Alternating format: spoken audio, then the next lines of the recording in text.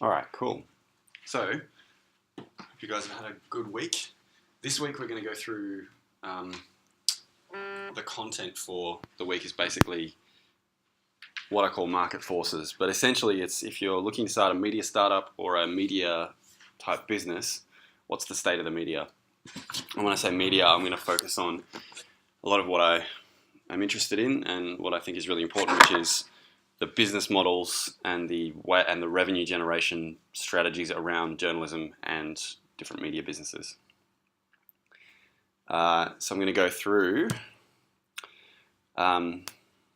essentially the history. I'll try and do it briefly, but I think it's pretty interesting. The state of play now, and then where I think the media is going and where the sort of key drivers of media innovation should come from over the next sort of 5 to 10 years.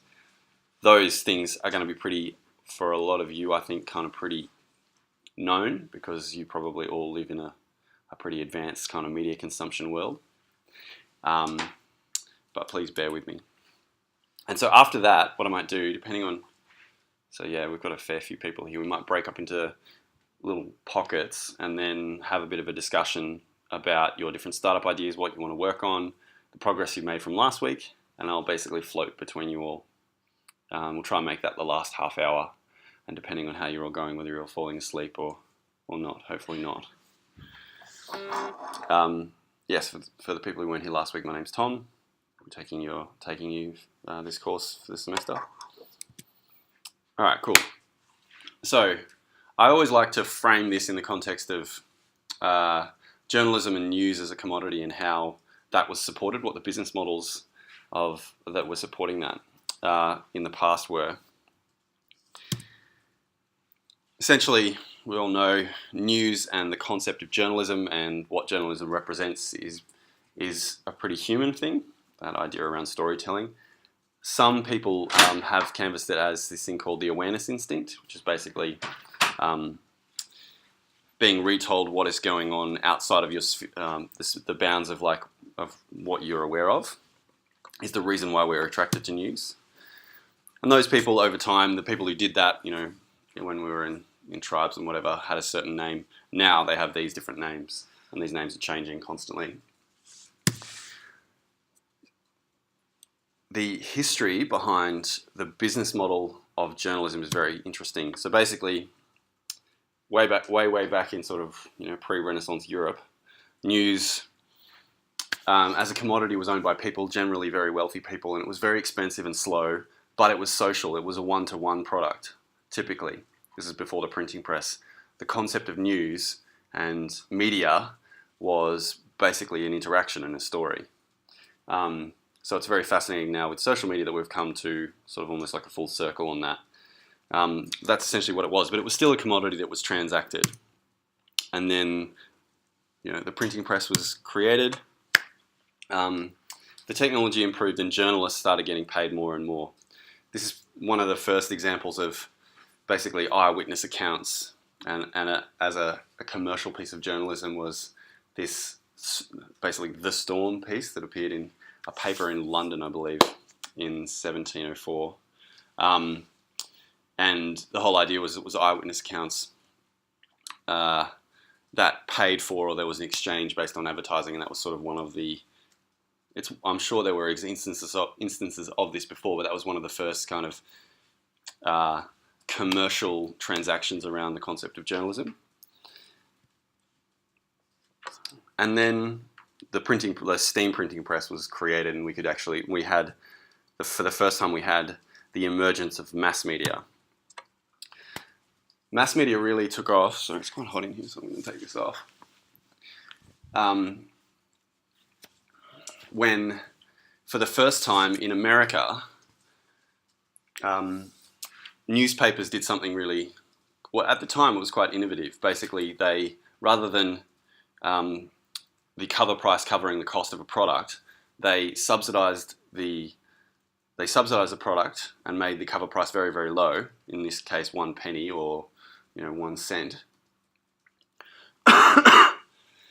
So essentially, sold the paper at a loss to reach a very mass market audience, a very large audience, and then they made their money via advertising. at that time, basically, the nature of journalism changed pretty dramatically, and this like tabloidish kind of journalism basically emerged around that business model. And essentially, that business model has sustained newspapers as a medium since then. Like, so it's a long time, over 100, 150 years. There was a bunch of these that emerged. They've all amalgamated. A bunch of them got together and formed Associated Press in America, and then obviously lots of different ones all over the world. But that was the first time that the business model of mass media was tested in the context of a newspaper product. And it's basically held until now, which is it's pretty amazing, really, that a business model around media could last that long anyway. So for a time, that was really, really good, and this gave birth to the model of paid journalism that we have now. Basically, where journalism within a media company was a subsidized, high-cost product that raised the profile of media brands and also had a very strong social benefit. So within the context of a media product, if it was valued, public interest journalism specifically and journalism in general has been subsidized by other areas of those media products.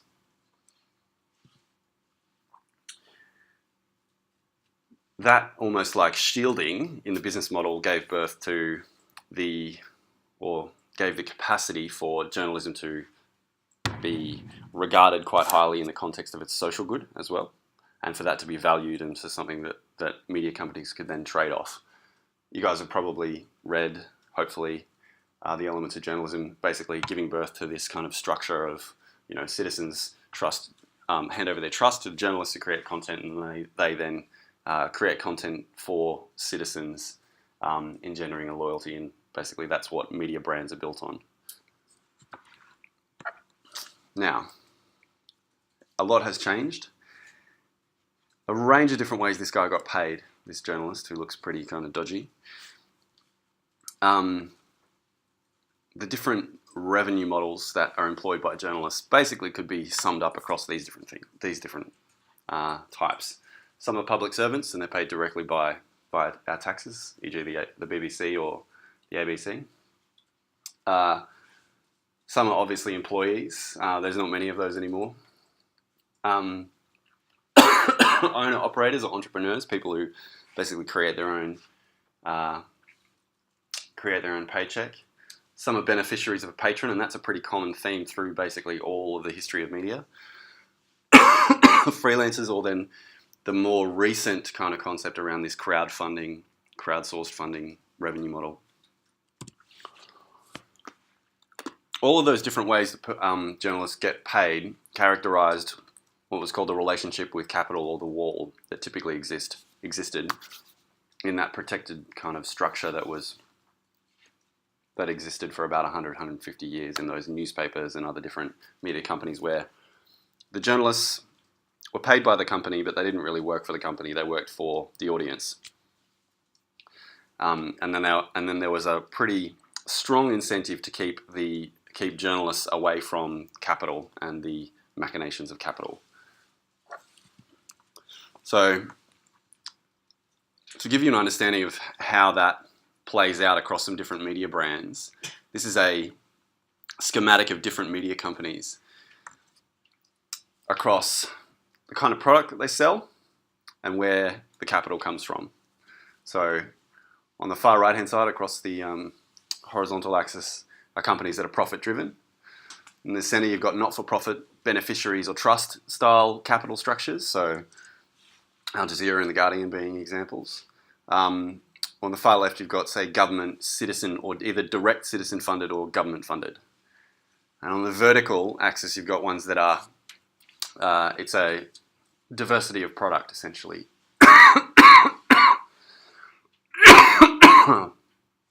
Pardon me, I'm still sick from last week.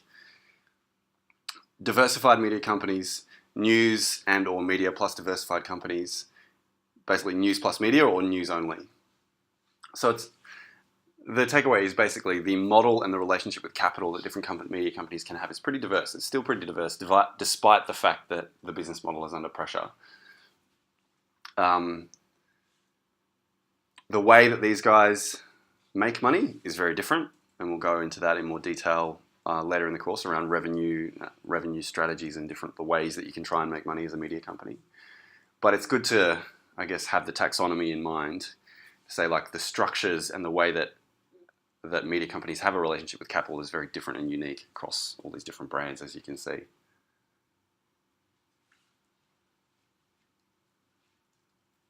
I might have to scrub off Channel 10 soon.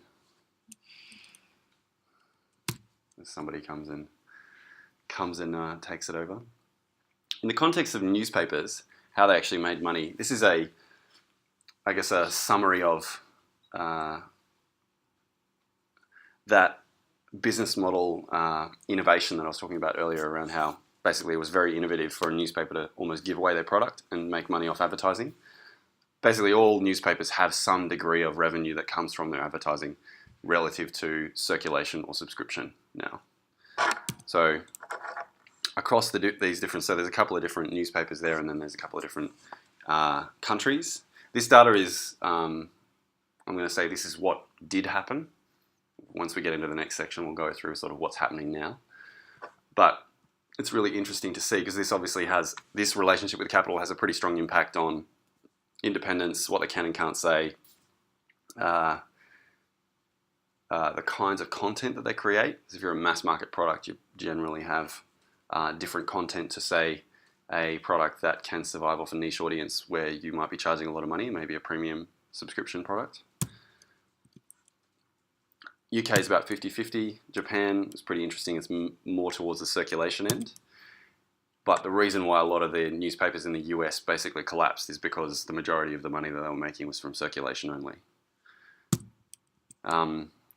Fairfax, I think that's probably changed quite a lot now. About 81%, which is pretty interesting. What I quite like, I really like The Economist. It's one of my favourite newspapers. And basically this Tom Standage, the digital editor there, said we are in a great position because we could turn off all of our advertising and we'd still be making money. So it gives us a lot of flexibility in what we can and can't cover. And that's based on a subscription revenue model. New York Times probably a bit different now as well. I might skip over that slide. All right, so that was the business model up till recently, and then in a quick succession of years, basically this happened. Facebook, Twitter, mobile. And then over the past 10 years, we've had the things we're going to talk about next, which is obviously diversification of social, chat, and basically the majority of internet usage being mobile. A couple of years ago, the guys at The Economist actually did put this together. It was a special report on news. It was really interesting, and I recommend it to you guys as a sort of a good bit of reading. They basically looked at news and media to try to get a handle on what were the driving themes. Basically, what are the things that are transforming that industry?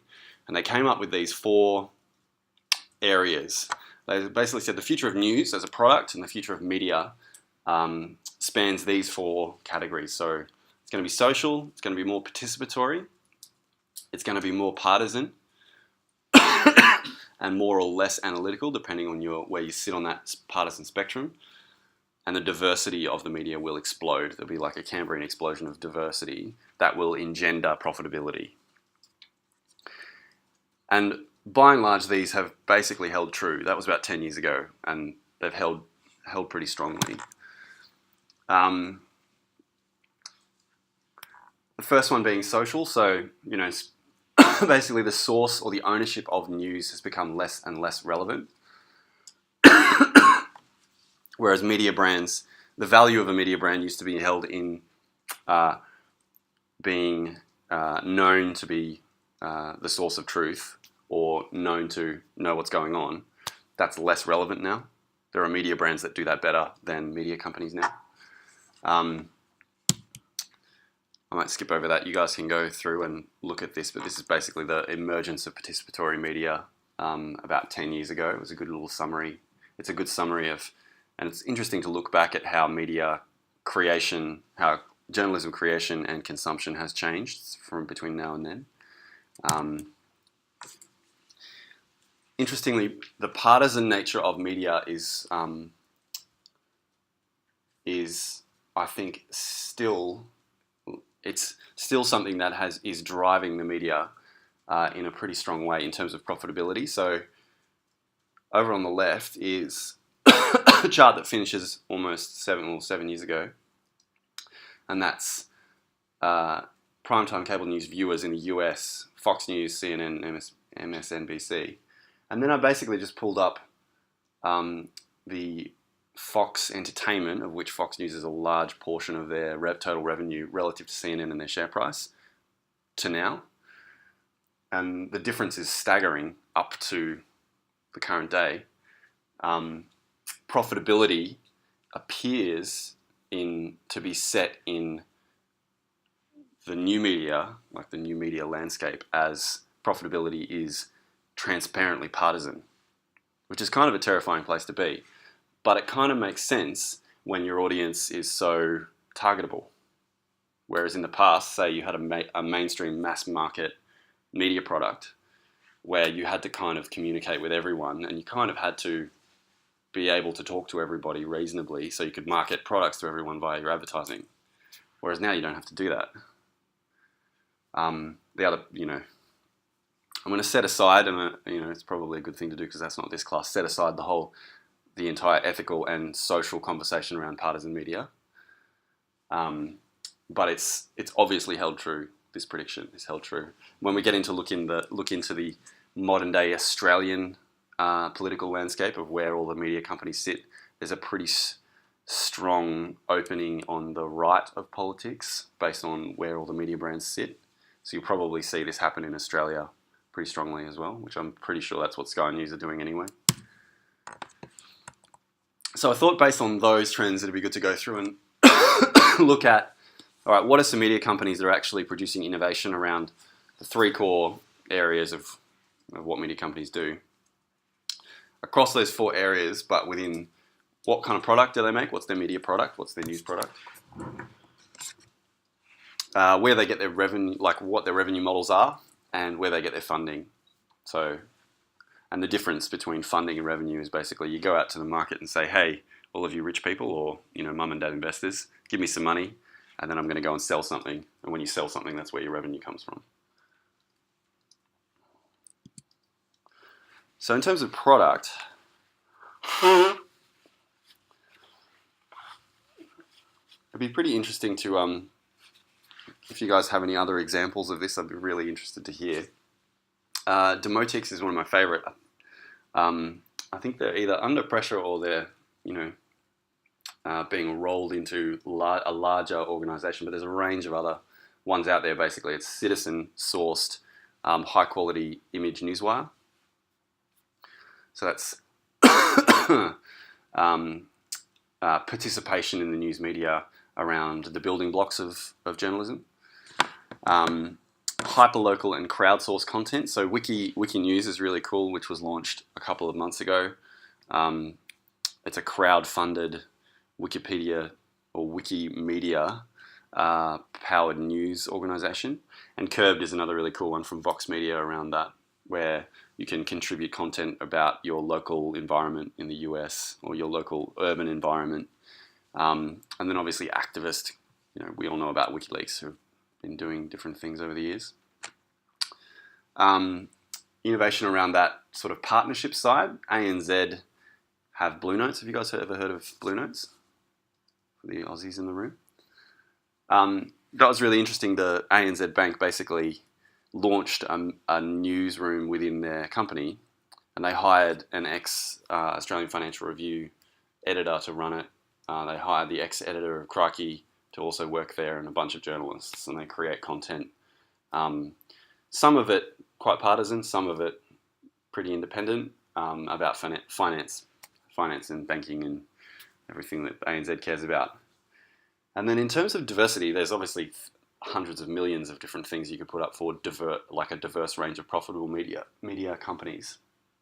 I really like Defence One because it's actually from I'm going to forget the name of the it'll come to me in a minute. It's from a very large media company, like a modern media company, but it's a hyper niche, very highly profitable media outlet that talks about defence. So basically, all they do is talk about everything to do with the American military on the not only deployment but also training and all that sort of stuff. Basically, with the intent of capturing advertising space and capturing an audience so they can sell advertising space to military contractors. And there are so many, really hyper niche, high value online media companies that are just springing up out of nowhere that are making, the journalists who work there make a good living on an incredibly niche topic. In terms of revenue, so innovation across those different things,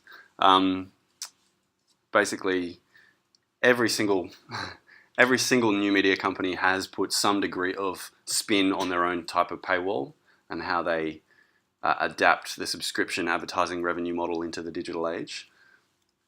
A couple of different companies that do that relatively well across the social kind of divide. There's Press Plus, there's also TinyPass, Piano. The AFR does it really well. There's crowdsourced revenue distribution via content that's created. So, the one called Vorno, but there's lots of those out there where you have a distribution model back to people who co-create content with you that's done on the fly based on the number of impressions or the amount of reach that content gets. And then a company out of the US called NewsCred, which is more around curation and aggregation. So they make all of their revenue is around aggregation and redistribution of content out to many different publishers, whether they be brands or media companies. So not even really caring about where their content ends up and what actually happens to it in the end. So they're kind of like a modern newswire company. And then these are two I really like. So crowdsourced funding, like innovation in funding. Obviously, has anyone here actually ever tried to crowdfund any journalism projects they've ever done? No? I think a couple of the people in the faculty might have had a crack at it. Some people seem to have a lot of success with it. I think you obviously got to know how to run a Kickstarter campaign. But yeah, it's hit and miss, I think, for some people. But it's definitely a viable option, like crowdsourced funding directly to create journalism, or crowdsourced equity funding to create a company, which also exists. And then patron funding. Basically, this patron funding of different media organisations goes up and down. Essentially, a lot of the time, the rich person will come in, fund a news organisation, get tired of it, or start losing too much money, and then they'll shut it down. And that's exactly what happened with the Global Mail. Patron funding is great, but generally it doesn't work out unless you're incredibly rich and you have a state behind you, which is what Al Jazeera is, essentially funded by the Qatari state. Cool, so that's a quick roundup of where we have been before I get on to the next bit. Were there any questions about that or comments? Do you guys have are there any other kind of companies that spring to mind through that list of cool ones we should check out?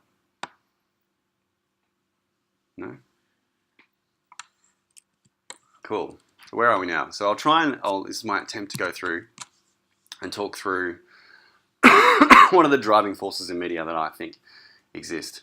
And I'll use, my reference point for this is a longitudinal study that's been going on for a long time by the Reuters Institute at Oxford. They release it every year. It's a sensational report, basically on the state of news.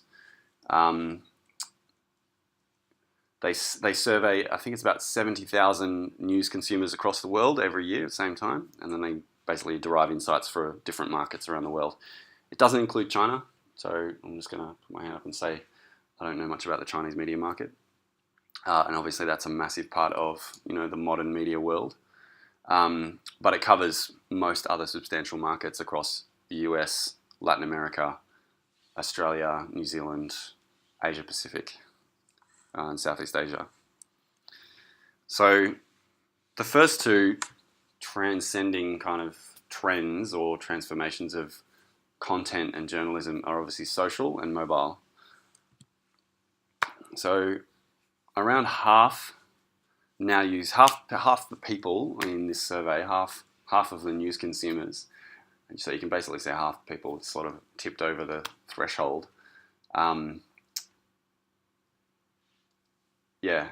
54% average across all countries. In America, it's 51%. In the UK, it's 41% use social media for news.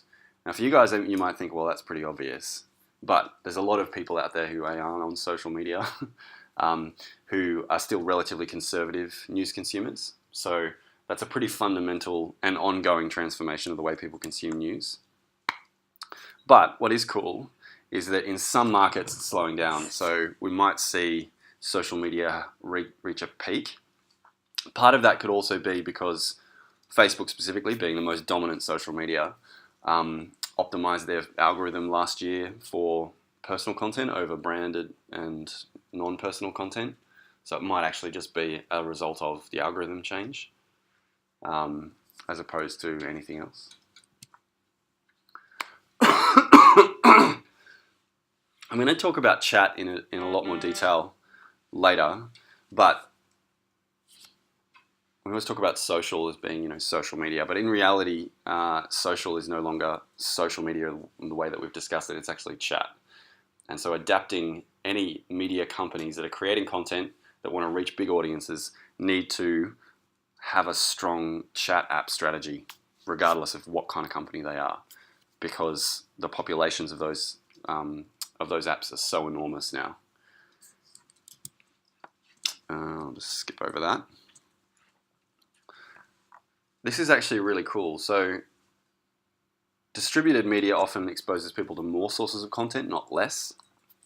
So if you are using social media for news or search for news, you're actually generally consuming more content across a spectrum of news brands. So counter to what people think around the echo chamber of sort of the Facebook news feed, it's likely that you're probably consuming content from a range of different sources more than someone who's just got a loyalty to a specific masthead, which I think is quite interesting.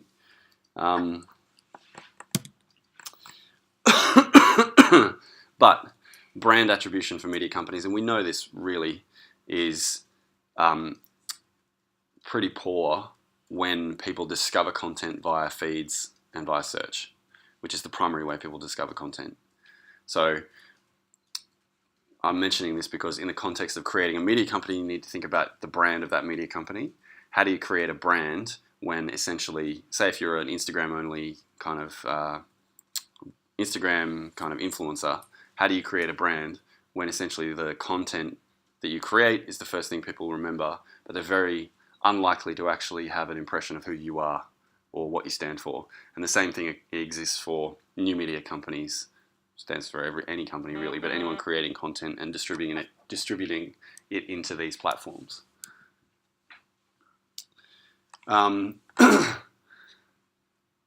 It's pretty clear, it's pretty obvious the trend towards mobile just continues to go up and up. We know that.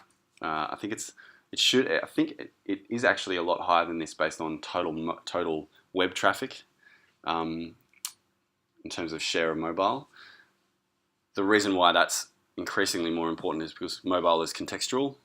So how can your content become more contextual in the context of mobile-centric content consumption, even if it's via social? And this is basically just going to continue going up and up and up. And they're very personal devices, so that context is very important. So a lot of the different types of media that we would have described as owning a niche part of a user's journey throughout the day, which is how media was typically planned, bought, sold, talked about. Radio, metro press, street press, all that sort of stuff basically doesn't exist anymore. It doesn't really matter because of mobile. So there's a lot of the disruption around print and traditional media isn't just the fact that it's going online, it's the fact that the context around that media has become redundant, driven by these kinds of trends. And this is one thing I really like. So apps, obviously, media companies have a really kind of love-hate relationship with apps. They build their own apps, then they turn them off, then they build them again, and then they turn them off. This just proves to me how much apps, you're just at the behest of whoever owns the platform, so either Apple or Android. Apple or whatever the device platform is, Samsung, etc. Apple released their news, Apple News, and basically within a year in Australia they have a quarter of all news consumers like that. So it just highlights the fact that, you know, media companies that only create content don't really control their audience anymore. The fact that you can basically, Apple can just take away 25% of all news consumers into their own app is proof that you need to either own your own channels, have proprietary technology, or be able to monetize this more effectively than anyone else.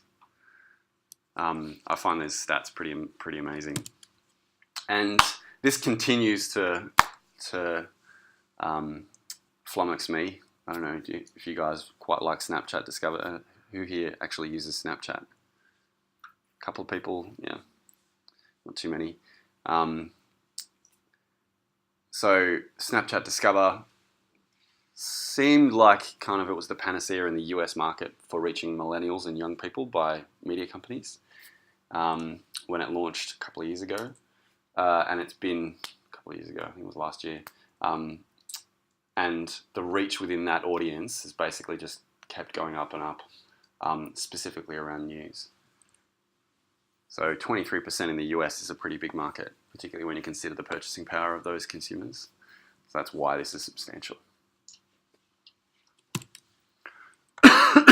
I'll talk about AI and chatbots in a little bit, but I do actually think there are legs in the trend around voice recognition, and as a media channel, how do you develop content and develop news to be reflective, so you can interact with it and it can pass content back to you relative to your interests based on an AI algorithm and a chatbot.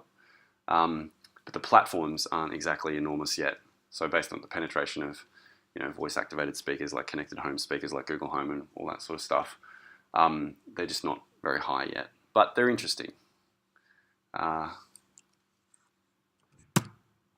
Cool. So content now, format diversity is really interesting. So this is actually from last year. It still holds true. I did some work with a media startup in New Zealand recently. I'll show you their website. And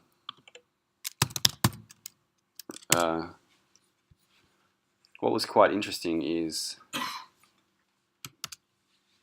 so they've got a range of journalists working for them, pretty traditional kind of digital media company, monetized via advertising, as you can see. Lots of different sections, pretty typical. So video content, lifestyle content, business section, sport, etc. we built the website, and then our platform runs, essentially our technology runs the newsroom behind it as well. There's a bunch of other stuff that we did with them. One thing I found really interesting is that they had a homepage editor, like someone whose job was to basically curate the homepage. Now, I've got an opinion about that I don't think the homepage is actually particularly relevant anymore. Like, if you think about your own behavior, and there's a caveat on this depending on the type of media company you're running. So they're a bit more traditional and their audience is a bit older. So they're really trying to drive, you know, more traditional digital media interaction where you go to the website and then consume content. But in reality, your homepage doesn't matter anymore.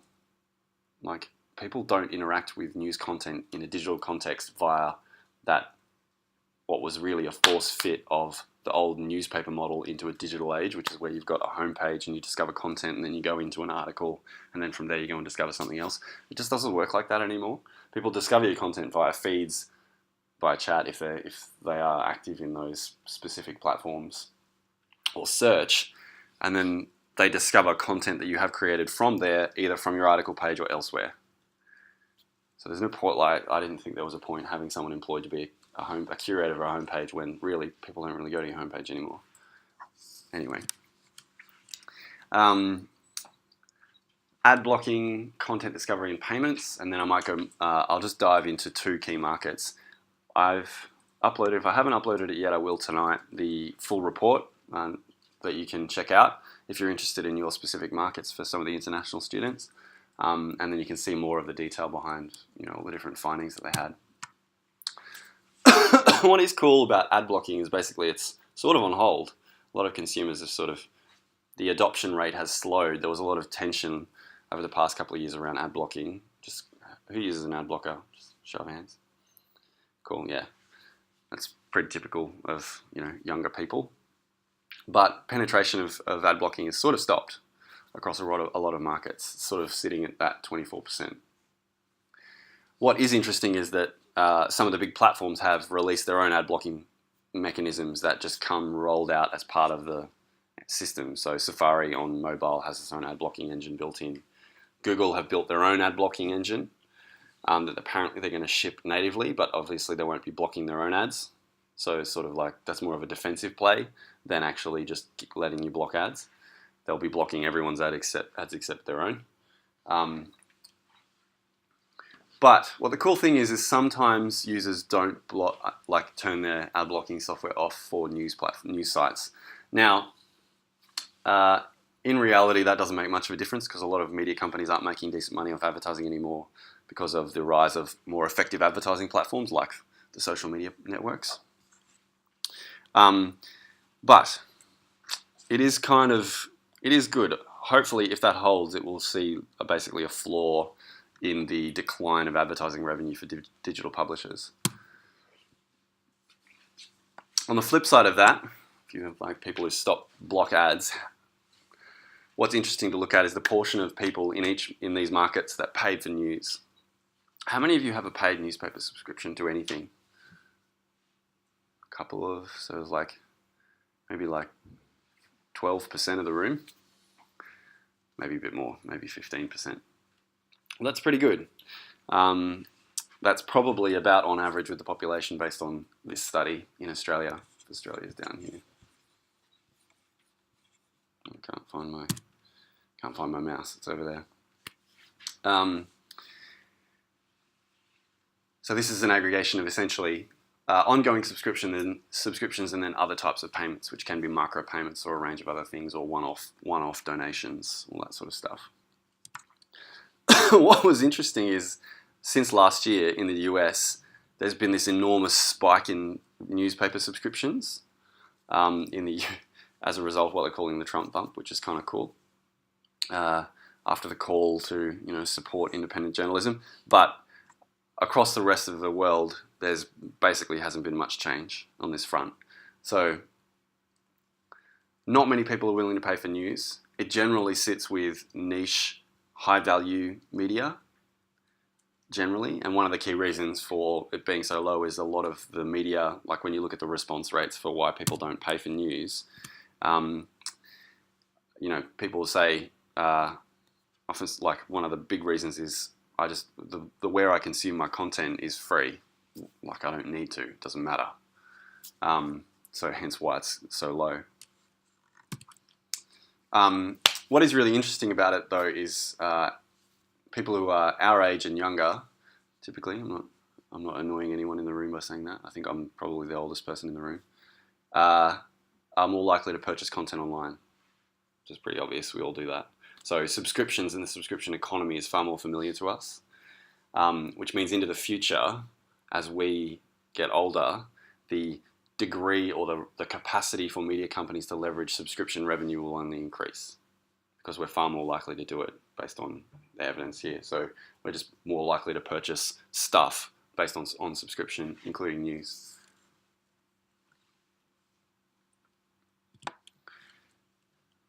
There's all the results. I won't go through them now.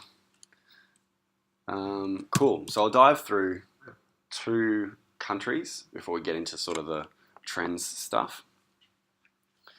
So this is the US. I thought this was really interesting. So it's TV, radio, and print media brands and online media brands, and essentially last 7 day, what marketers call last 7 day penetration. So have you listened to any of these, or have you interacted with those brands in the last 7 days? Percentage weekly usage. And then the percentage, what is it? Percentage up to 3 weeks. Yeah, cool. Oh, sorry, 3 days per week, yeah.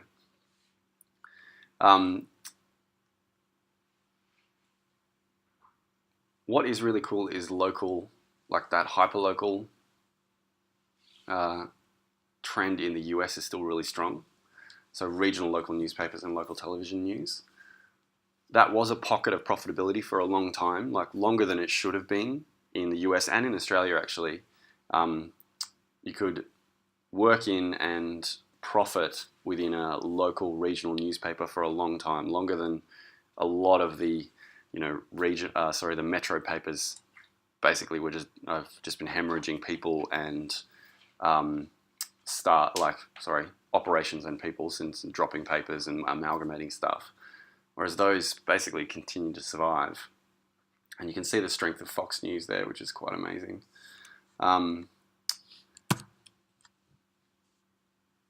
This is a really cool kind of schematic. And hence the reason why Fox News is so profitable. They clearly capture a really large portion of the American media market in terms of political association.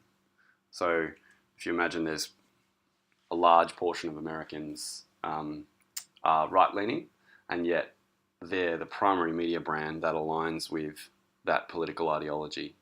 There's some really fascinating kind of psychology factors around trust in news as well, based on these political persuasions, which may or may not be in here. I'll have to double check.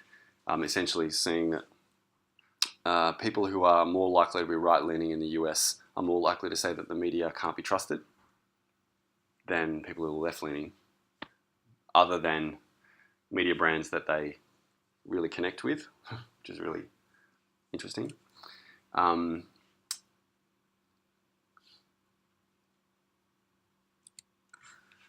Cool. And these are the Australian brands. Given that the New York Times has launched here, I'm assuming that will change pretty dramatically next year. The ABC is consistently ranked the most trusted news media organisation in the country. TV, radio, and print is sort of interesting. I'm more interested in the online space and reach across these different categories. We have a surprisingly diverse and international kind of news consumption flavour in our online media. It surprised me quite a lot. Particularly, and then sort of like challenges, how quickly some challenger brands can come up in the online space. So the Huffington Post, do you guys remember, how long has that been in Australia for? Do you guys know? Do you remember when it launched? How many of you have heard of the Huffington Post? Yeah. It's not a particularly well-known American media brand. Like, it's obviously we know about it, but it's not huge. The fact that it could take that spot from The Age Online is pretty incredible. Just shows you how kind of fickle that online media market in Australia is. And that's that audience map for top online brands. Regardless of your politics, you kind of have to admit, based on that there's an opening, and we'll probably see someone go into that right-leaning space at some point soon.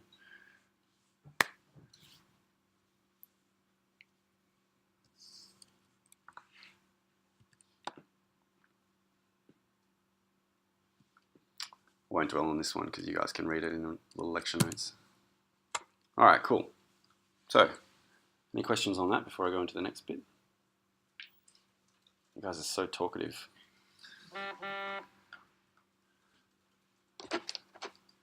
So, I'm going to caveat this bit by saying, if what you're thinking about doing isn't covered in what I'm about to say, that doesn't matter. This is just a general overview of where I think growth in the media is, broadly speaking, like big, broad waves. But there's obviously always opportunities in different areas of the media, regardless of where you're working. So that's the first thing.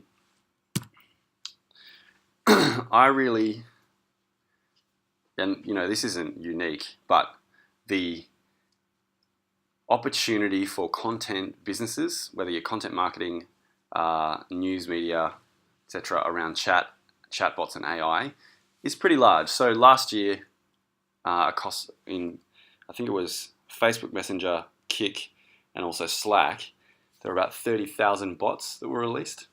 Most of them were terrible. Most of them were pretty useless, but some of them were pretty good. And the quality of AI and the availability of AI is just, it represents a fundamental shift in the way people are going to consume content, in my opinion, into the future. At the moment, maybe I can talk about this a little bit. Actually, what I really like about this is just saying, just the volume of consumers in these different apps. This is from a company called We Are Social. A lot of these, there's extreme variation in these figures, but they're counted in billions. Essentially, there's a lot of people in these different apps. For example, before I go onto the AI part, for example, like Facebook Messenger, once they spun that out, basically has almost half the total population of the users in it in comparison to the main core platform.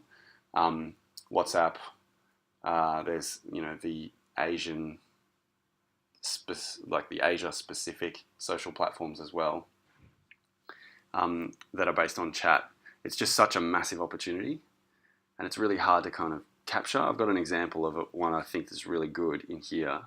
How many of you use chat apps? Everybody? Cool. Do you have any favorite news, or do you have any media bots that you use? Anybody? Have you ever, so you all use it, right? Have you ever actually played with any of them? Okay, cool. It's interesting.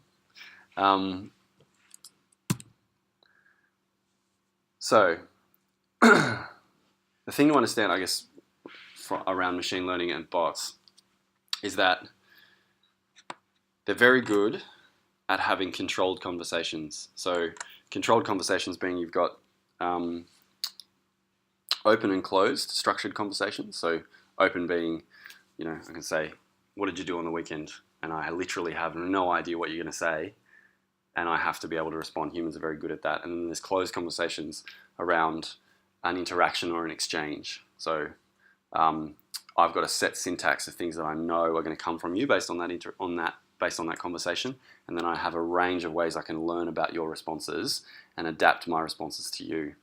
And so machine learning algorithms are really, really good in that space, but they're very, very poor in the open conversation space. But they are getting a lot better. And that evolution has happened really, really fast. So it's only going to continue to occur, to continue to ramp up. That's why it's quite exciting.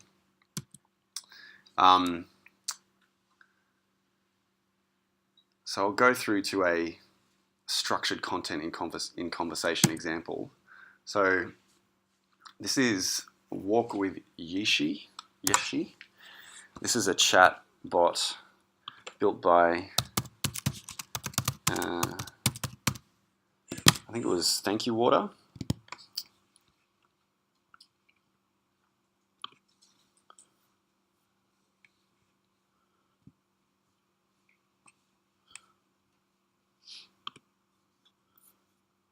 Oh, it's a different brand. But essentially the idea is it's a narrative or a content narrative spurned on by, we're going to get into the same problem I had last time. See if this works. Spurned on by you interacting with it, and essentially the content is a narrative or a story about a girl who has to collect water in a third world country. It's one of those photo reels in there.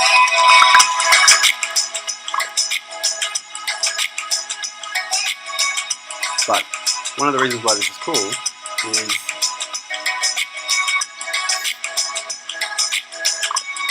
is every time someone goes to create a new media startup or a new content idea, they invariably always start with I'm going to create some articles.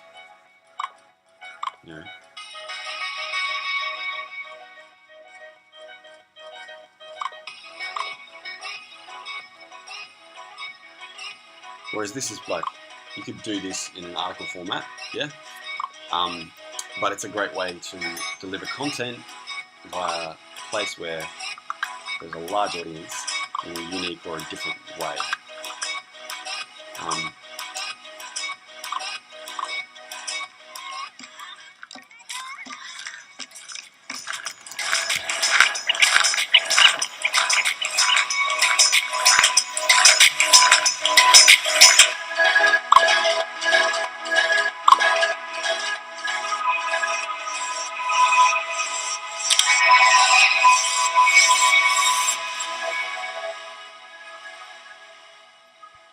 Actually, I think it might have been a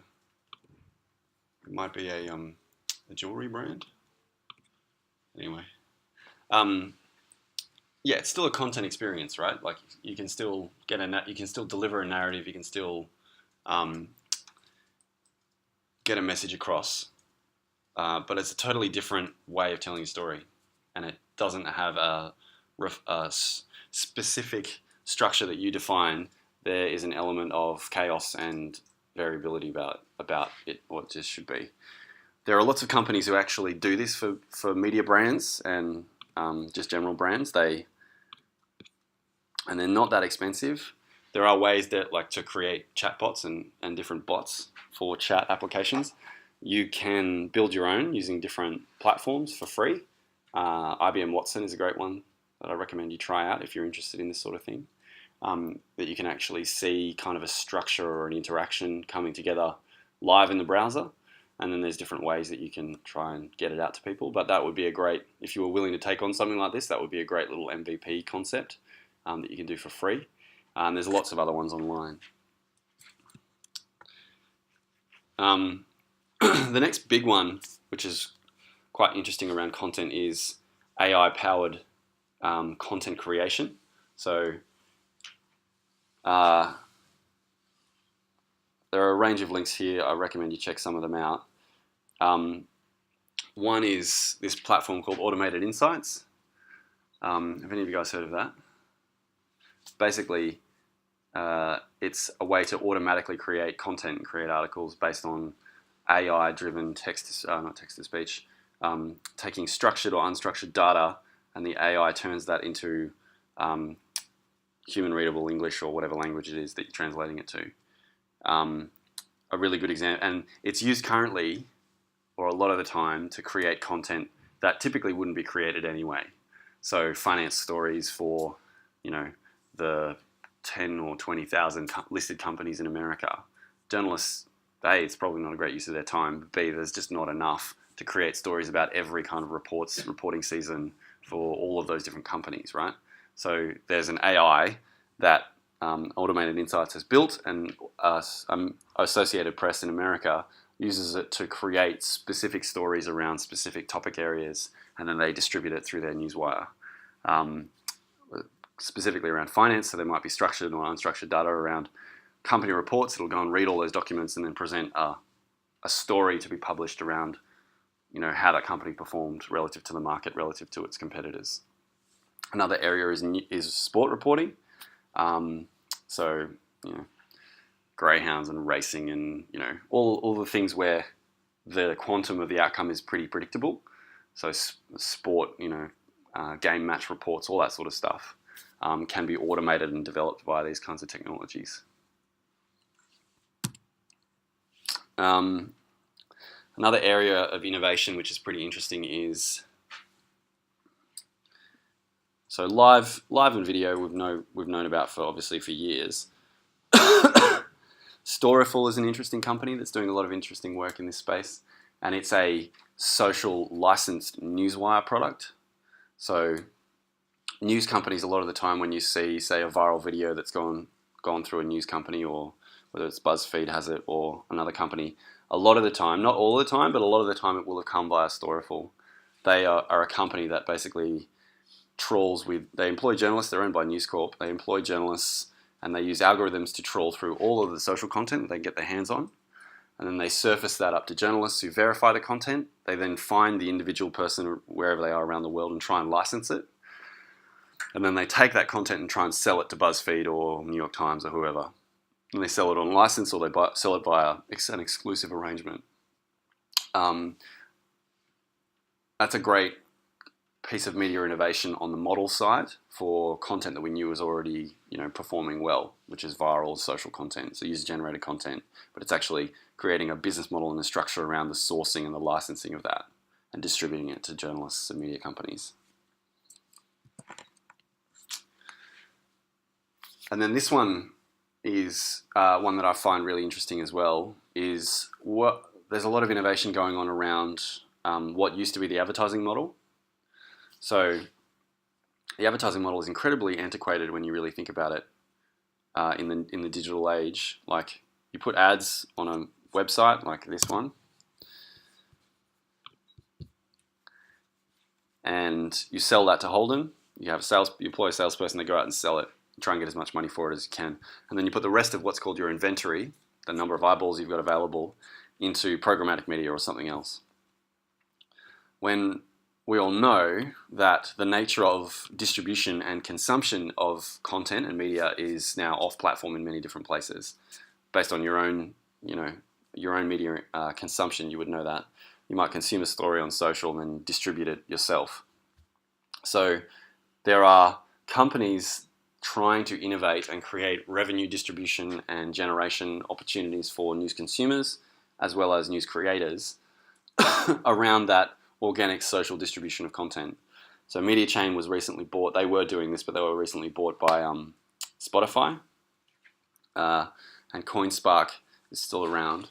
But basically they use blockchain technology to try and attribute content and content sourcing and distribution, and then pass back revenue to people who distribute that content as well as the people who create that content.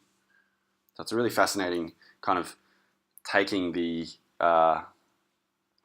revenue generation and distribution side of the media business and putting it where content is actually being distributed. So, which is between people, one-to-one and one-to-many distribution points, as opposed to what it used to be, where the advertising model is still sitting, which is you have to be on my website for me to monetize you as a consumer and for me to make money off the content that I create.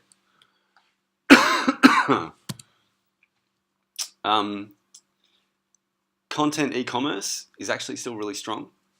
So if any of you are interested in e-commerce, this is a really viable option for potential media startups. Big media companies fall in and out of love with e-commerce, but the basic premise is they're not making as much money from advertising, as I was just alluding to. So a lot of the time they think, well, rather than build an audience and then sell the attention that I've created via that audience to someone who might be trying to sell them something, why don't I just try and sell my audience something? Kind of makes sense. A really well-known example of this was JackThreads and Thrillist in the US. JackThreads was Thrillist was a men's sort of a men's lifestyle magazine, digital magazine, and JackThreads was a men's clothing brand. And they basically either one bought the other or they merged to be an amalgamated company. Essentially, they then demerged and went on their different paths. But that was sort of the start of this fascination with e-commerce. And is e-commerce a viable path for the future of digital media companies? If you are interested in this, there's a startup called Stack Commerce, which specifically is designed for media startups and publishers. And they'll basically say, look, if you've got a media website and you create content, you can plug into our exchange and we'll sell stuff on your media site. And then you get a revenue share and you decide what that is. So if you are interested in this, I'd really recommend checking out Stack Commerce. And if you haven't seen it, Fairfax have launched probably about 6 to 12 months ago. They launched a thing called The Store, which is their attempt at making some money from e-commerce. Fairfax Media in Australia, relatively high end, and they're basically just trying to, because they're not selling as much advertising as they used to, try to use some of that revenue, some of that inventory to generate revenue.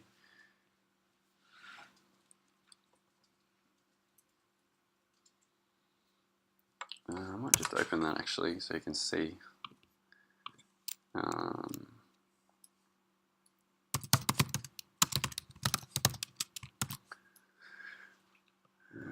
believe it's VentureBeat.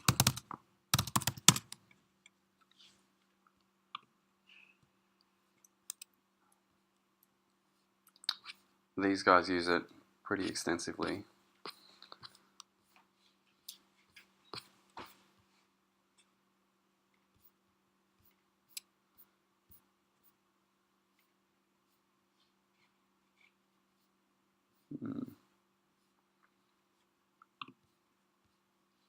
So hoping I'd see one of the ads for what they sell. Yeah.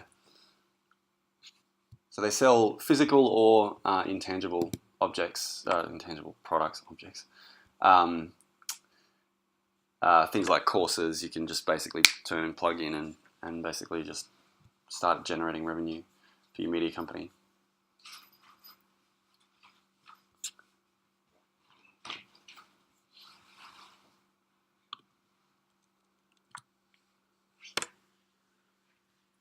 Cool. The other big trend is this movement towards content networks. So networks, that's all right. So there's a really good book that's been written relatively recently called Platform Scale, if you're interested in that.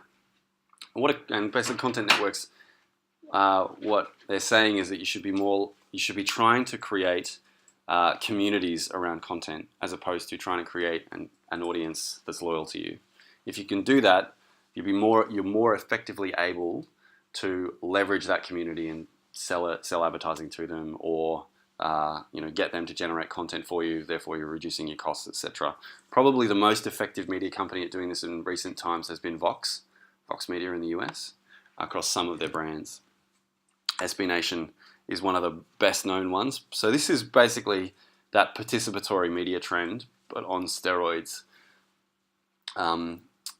Platforms that engender participation are incredibly successful. The Huffington Post is the one that we all kind of know about, but there's lots of different ones that are emerging and continue to emerge. Basically, own channels, whether it's media companies or brands, act more like a content archive where there's no real interaction, there's no real soul, and there's no real reason for being. And if there's no real reason for being, then there's no reason for a community to live there, and you're more exposed to, all these aggregation platforms, social platforms, etc., taking your audience away from you. So a couple of good examples. I've already spoken about the Wikipedia or Wikinews organization. Medium. How many of you guys are on Medium? None? It's a sort of a tech-ish focused platform, but it was founded by Ev Williams and the other guys who founded Twitter.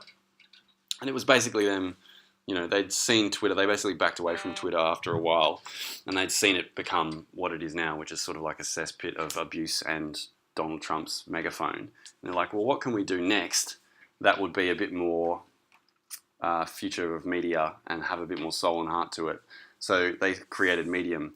And essentially it's a writing platform and a content network where they try and engender a community of content creators to create premium content that's long form. So they're like, this isn't our 140 character attempt. This is, if you've got something meaningful to say, come and say it on Medium. And it's every single element of that product and that media company is based on creating a content network. So they don't pay for any content, or I think they had a couple of different journalists working for them across the years, making different publications. But now it basically is a self-perpetuating content machine where all of the content is free and the community creates everything. They recently raised $80 million in equity, like a financing round, from some really well-known tech investors. It's a great example of what can be achieved in the media these days when you have that platform and content kind of lens. Another commercial example is American Express Open Forum, which is more of a content marketing play. So it's not really media, it's more a brand attempting to capture an audience via them creating content on their behalf. Cool. There's a range of different areas that I didn't touch on. Podcasting is obviously a really big one that I didn't talk about, which is very cool. Cool. So we've got 10 past 6. All right. Awesome. We've got lots of time. Do you guys want to take a break, or do you want to just barrel on? Keep going. All right. Cool.